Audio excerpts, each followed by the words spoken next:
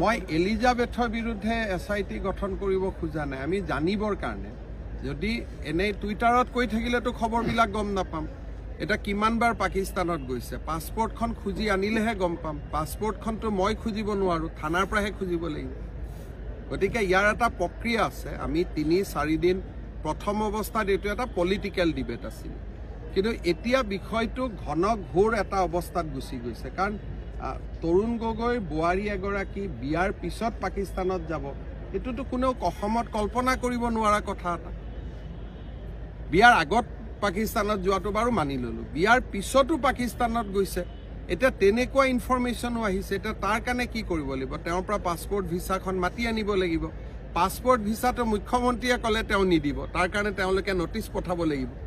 গতিকে লিগেল ব্যৱস্থা এটা ইমান দিন আমি ধৰক টুইটাৰত প্ৰেছত যি কথা পাতিলো, কিন্তু নেক্সট পৰ্যায়তো আপুনি যাব লাগিব। কাৰণ ISR কথাটোতো আমি এৰি দিব নোৱাৰো। বেলেগ কথা আপুনি এৰি দিব পাৰে, কিন্তু when it comes to involvement of ISI,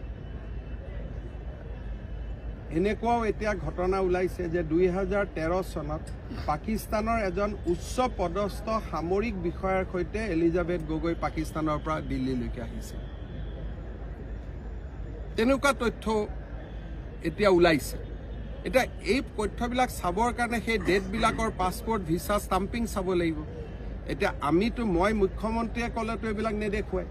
সেইবিলাক কেতিয়া দেখুৱাব? যেতিয়া আমি ইমিগ্ৰেশ্যনক চিঠি লিখিম, আমি যিটো গভৰ্ণমেণ্টৰ ভিছা ষ্টাম্পিং কৰা ওলোৱা যিবিলাক অৰ্গেনাইজেশ্যন আছে, তেওঁলোকক আমি চিঠি লিখিলেহে আহিব এইবিলাক। গতিকে এইবিলাক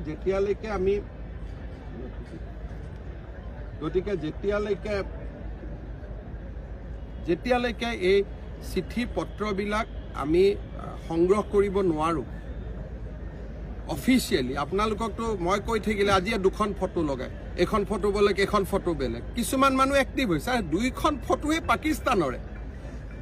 এতিয়া এম্বেচিৰ 2টা ৰুমতো হ'ব পাৰে। এতিয়া মানুহৰ এই যে এটা সহানুভূতি দেখুওৱা এটা চক্ৰ আছে। MP জনেতো কোৱা নাই মই যোৱা নাই বুলি, তেওঁ কৈছে মই গৈছো। এটা আমাৰ মানুহ 2-4 জনে বেছি সমৰ্থন দেখুৱাবৰ কাৰণে এখন ফটোটোৰ মাজত ডিফাৰেন্স কি আছে? এটা শব্দ। লেকচাৰ সিৰিজ বুলি এখনত শব্দটো আছে, এখনত নাই। কিন্তু এম্বেচিত যোৱাটোতো তাত কোনেও ডিনাই কৰা নাই।